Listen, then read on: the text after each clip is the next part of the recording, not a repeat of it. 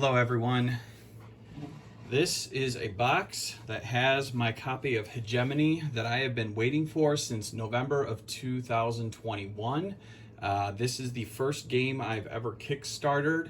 I am a history, economics, and government teacher, so when I saw what this game was, a game that really goes in depth with economics and politics, I was really excited about it. And then when I looked closer about the mechanics of the game and how it actually works, I'm pretty excited about the actual game itself too, and being able to play it. So I'm gonna open up and see what's inside, and then over the course of the next few weeks I'll be putting out a lot of videos related to the game, how to play it, maybe some gameplay videos, and particularly how I would use the concepts in this game to teach in my classroom, or if any of you would be interested in looking at any of that. The other thing I love about this game is the people who made it, the creators.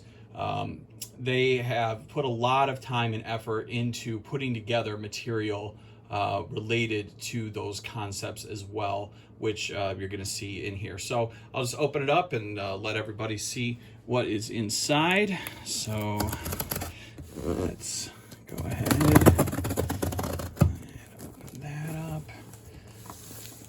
Turn it around. Okay. Okay.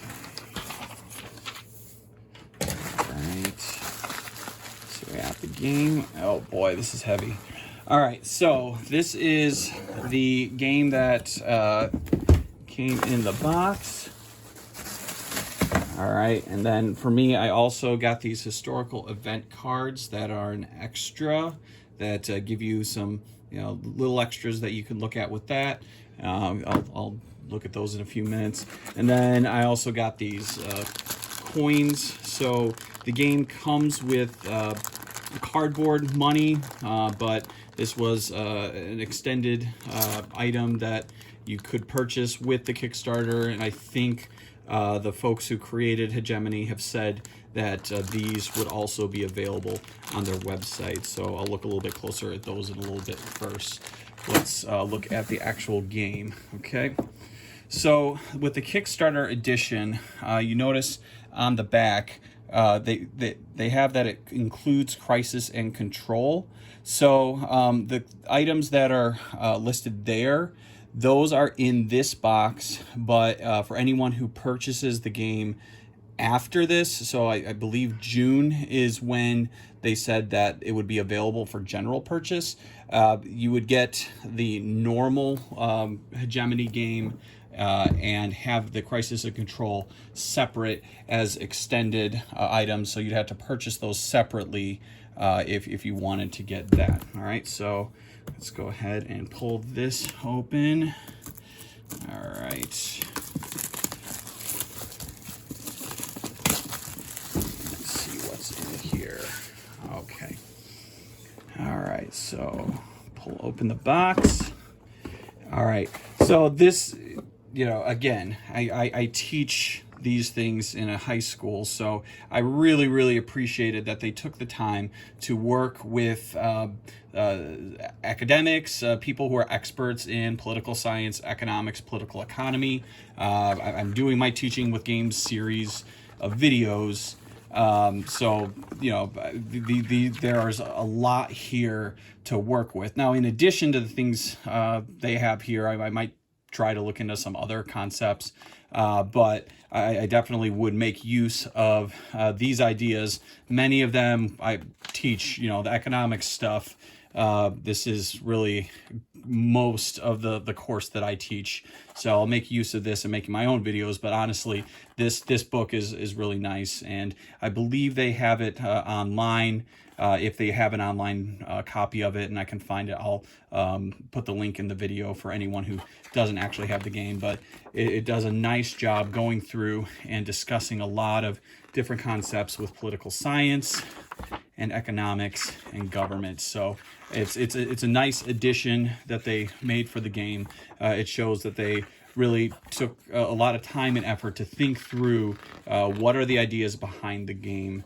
and how are they going to be integrated into the gameplay, which again, I wouldn't have kickstarted this game if I didn't see that coming through in just what I saw from the game from the beginning. So I'm really excited to see that play out as I get together with people I know and play through it and have a good time playing the game. All right, so that's the first thing that I saw as I pulled it out. Okay. All right, so next we've got the standard rule book. It's got a lot of pages in it, but I guess as I look at the pages, you know, a lot of pictures, a lot of color, very thick, so that's nice. So it explains each part. You got the game board, player boards, how you set it up. Then you got the main rules, and then from there, each class. So the 4 teams are the capitalists, working class, middle class, and the state. This book is thick because each of these teams plays differently. So if you're the working class, you're doing things very differently than the capitalist class. So they're going to have some overlap, but the book here has pages for each of these different teams that you can choose to be. All right, so it looks like 4 pages dedicated to each of the 4 that you can play. All right, and then at the end of the book, they've got a little bit about the politics table that is really, really relevant for the state, and then also it's going to have impacts on all the other players as well. Okay, so again, I'm looking to make some rules videos for this game. I haven't done that a ton for our other games because other games that's been done a lot, but since this is a brand new game, there are some people who've done a few things out there, but I want to break it down in a way that is helpful for people and do separate videos on each of the. Next thing in the box is this Crisis and Control book for the rules for that section. So the Automa and any extras that are in this box. So this will come in the Crisis and Control expansion, and all those additional pieces will be there for anyone who does that. So as I get a sense of how these things work, because these were kind of added as the Kickstarter went on, I'll also try to put a rule video together for these as well later on. So these next few things are what I really appreciate with this game is, you know, there's a big rule book there that's got a lot of rules, but this game I think will play simpler than having to leaf through the rules all the time. And I think a lot of it has to do with, first of all, these player cards. So each individual player gets their own card, and they're really nice, thick. And then it's got, you know, a general aid for everyone, things that are going to be relevant for everybody. They can use that. And then one 2-sided card for the working class, middle class, capitalist class, and the state. So when you're playing, you'll have this right in front of you as an aid to make it simpler to just know what are the things in front of you. But in addition to that, they also have these larger rule aid cards which get into much more detail about aspects of each side. So it's just a lot of you know, this is thick, very thick material that they've used. This probably won't tear easily. You know, in general, you shouldn't ever test that. But these will keep very well whenever they're used. So they're very nicely made, and having both of these things available to all players at any time means that they can. Each player can look at their own question or materials here, and if they have more questions beyond what's here, you can use the rule book and figure it out together. But you don't just have to be passing around one rule book that everyone has to use. Each player can look at their own player cards and rule aids to figure those things out. Okay, so then, you know, the next things we got our punch cards. Okay, so here's the money that you can use. Again, it's cardboard money, and then various pieces that we're going to use with the game. Okay, so Okay, so here's the board. Let me kind of clear some of this off a little bit so that we can see what does this board look like size-wise. So I'll move this box out of the way. Move out the concept sheet.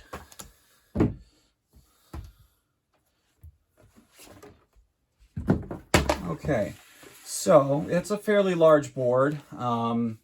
So the impression I got from the Kickstarter and hearing the people who had pre-played the game was that it was a massive size board. It's large, but I play Axis and Allies, and a lot of the boards that I use for that game are this size or bigger. So this is actually less intimidating to me than I initially thought. Now, if someone plays much smaller games, the fact that they have to use this and other things around it might be a little overwhelming, but I'm actually happy with the fact that this will fit on my table and then allow players to have more things to work with beyond that.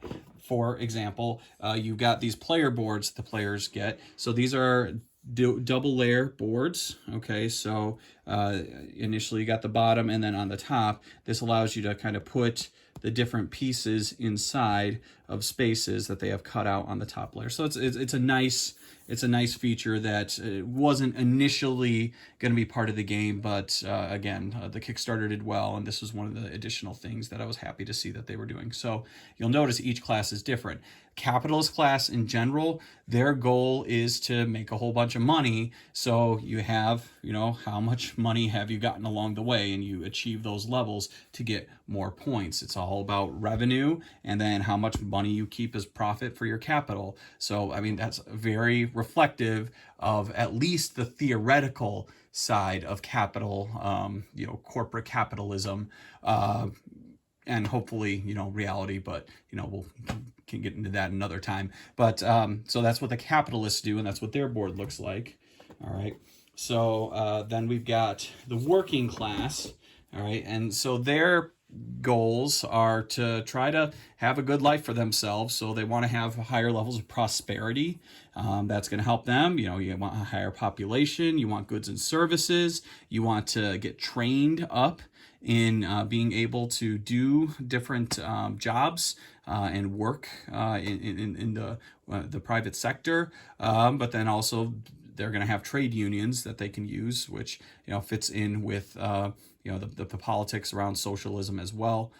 So you're going to make those your priorities for the working class. So you're trying to get goods and services, you're trying to get higher levels of prosperity, you want to grow your population, and trade unions are a means in which you can do that. Okay. The middle class, interesting role, sits in between the other two. Right? So for them, they want to grow in their population. They want to have goods and services and income and prosperity, but they also have this that's similar to the capitalist class. They're trying to produce things as well. They don't have a pure profit motive here because they want to do things that are beneficial for themselves, but they are a hybrid of the other two. So they're going to sit in the middle, which will make for some interesting decisions in the game as they get to decide whether they are going to ally themselves with the capitalist class or the working class in any given situation, particularly with the politics and the elections and the decision making in the game. Or they might, change their answer to that question, each round. They sometimes might go with the working class and sometimes might go with the capitalists. And then finally, you have the state, and the state has a role of making sure that everyone can function within society with a level of harmony. So they're going for levels of legitimacy among all three of the groups. So if they are benefiting one group only to the harm of another group, well, they might move up the legitimacy track for one group, but it might make them drop, which is going to hurt the amount of points that they get as they move along. So they want to do what they can to have high levels of legitimacy among all groups as they play through this game. So it's a really interesting approach to their role, because it's going to be completely different than what the other three groups are doing. So I'm really excited to be able to get three other people together and see how this actually plays out in a full game. Okay. So the characters that they have, okay, so the meeples, right? You got workers, and with these workers, there are different colors to represent the different industries that they can focus in. But they each have, the printing of like the clothing, hats, lips, hair, those types of things on them. And there are a whole bunch of the different types. And so you got the working class, as well as the middle class workers that are in the different bags. There's quite a few of these for each color that are going to be able to be used through the game. Okay, so we got those. All right. Okay, so it looks like these point totals or bonuses. Okay, so it looks like these are the point totals, and if by chance a player reaches 100, is it they flip around the back? That might be. I haven't looked at the rule book closely enough to see, but then they can have a plus 100 if they get past that 100. I've been hearing people talking about scores in like the 50s, and that might just be early gameplay that people are doing. But if they're getting that as their scores, I don't know if anyone's going to get to 100, and if they do, having that and being able to flip over to the plus 100 makes it so, well, then you'd have to get to 200, which I don't know if that's even going to be possible. Okay. Okay, so these, these little tabs here, they're going to serve a purpose, I believe, of helping.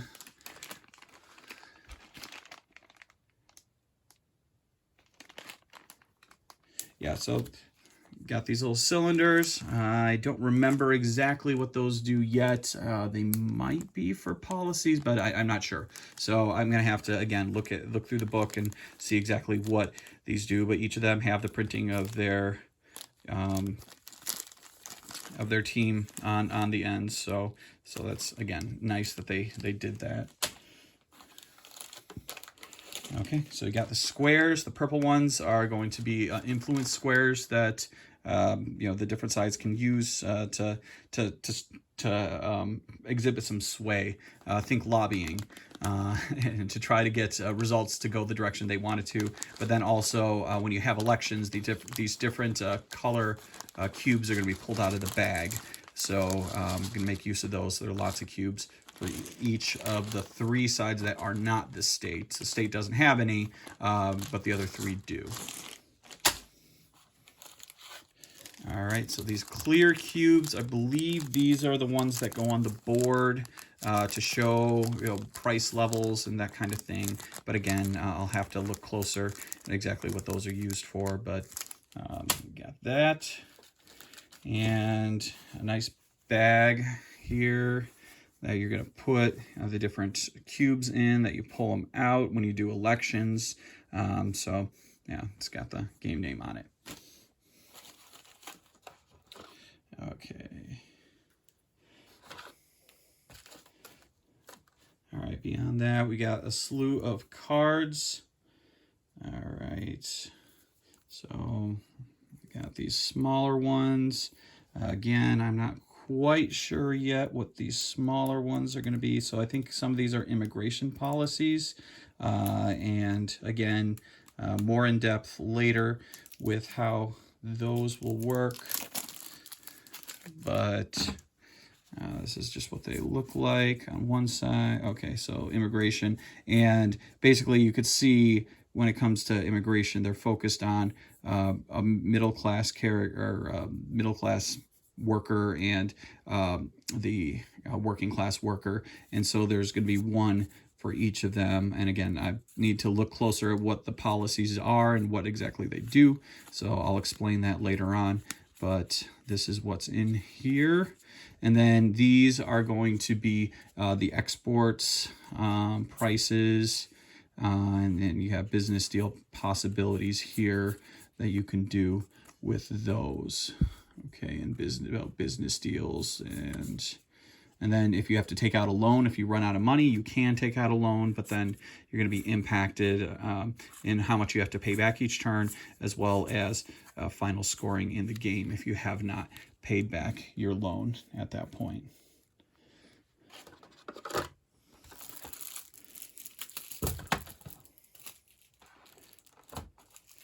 Okay, so there are a slew of different cards in here. There are lots of them. So here I'm gonna take the cards for the 4 groups. Okay, so middle class, capitalists, state, and the working class. Let's see. Grab that and open it up. All right, so each of these decks of cards has, okay, again, like very, very nice cards. They're not going to rip or fall apart easily, but again, take good care of them. So each of these groups, each of these teams has a unique deck, but there is a lot of overlap.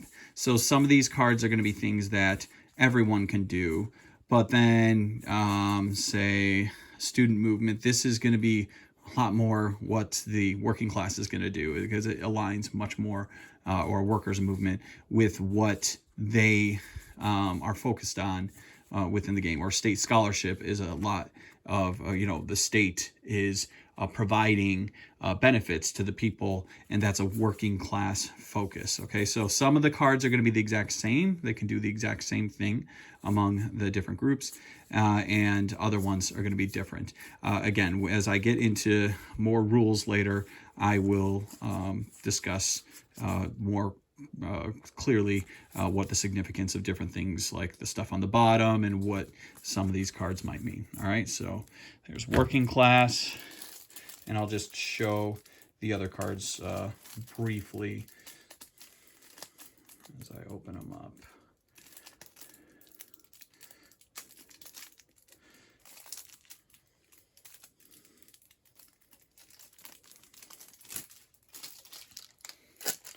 All right, so again, some of these are the exact same for the middle class, but then some of them are going to focus more on what middle class might want. Okay, because so you have a little bit more business related stuff. Unemployment program might be good for them, supplemental income. So voice of the middle class workers is clearly going to be them. All right, so they are going to be focused on things that they want. Okay, and then capitalists.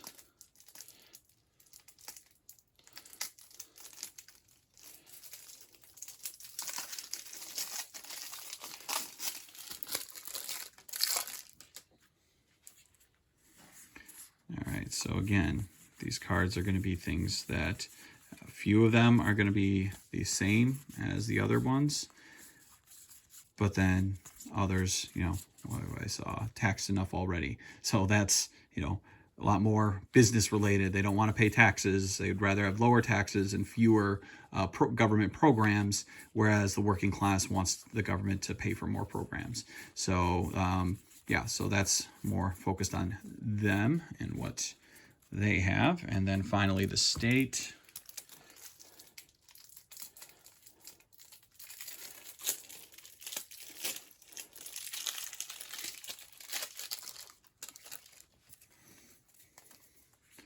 All right, so, and state is going to have different things that, so higher VAT. So those who are in Europe know a little bit more about the VAT than anyone who's, say, in the United States. But you're going to have things that the government's going to deal with. They're going to figure out, okay, how are we going to fund our programs? How are we going to decide how much to tax and how much to spend? Next up, this group of small cards, they're various cards that go along with the Automa and the expansion. So again, I don't know a ton about these yet and how they work, because they talked about the fact they were making the Automa when they did the Kickstarter, but they had not fully developed all this stuff out. But when I get to explaining how the automatic games work, where you could play solo or play with other people and add extra players that are basically robot players, this will be relevant then, but for now, that's what they do. Okay, so the next stack of cards I've got here are the various businesses that you can make in the game. It's pretty cool that each one has its own individual look, so you're building each individual different business, and you can kind of make it your own and feel like you've got ownership of those businesses. Some of them start in the game, and some of them you can build either as the capitalist player or the middle class player. So those will be super relevant as you play the game. And then the last couple stacks here had some various important cards. So you've got event cards in this stack. So various events are going to have impact on different teams, and they're going to call for different priorities. And then in that same stack, there are also these export cards that show what the export costs will be for different items, and the teams that have those items, the capitalists, the middle class, they can decide whether they want to make use of those or sell to other players or use those. And then got political agendas. As you go through the game, these different political agendas are going to be things that are going to help the state to get points. So if they match up with the current political agenda on the board over there where we have the different policies, then that gets them points. So that's going to impact the game as well as the goals of the different teams as they're trying to accomplish those. Okay. So the last stack for the regular game, these cards help us see what to do with influence. So they've got 3 different situations, so players can use those as a reference. And then these ones look like if you're not playing with the state player, these would be cards you could make use of when you're playing the game. And use those. I believe that's what these are. Again, this is my first look at the full game, so even though we've seen a lot about it, read a lot about it, if I'm making any mistakes here, I can correct that as I put out other videos about it. I'm just, again, trying to get a sense of what is in the game. Okay, so there are 3 more stacks here. These are all the Automas in the expansion game, and basically for these they prioritize what's at the top and then can make use of the rest of the card. But again, I'll get into these a little bit more as we go along in other in other videos that I make about this.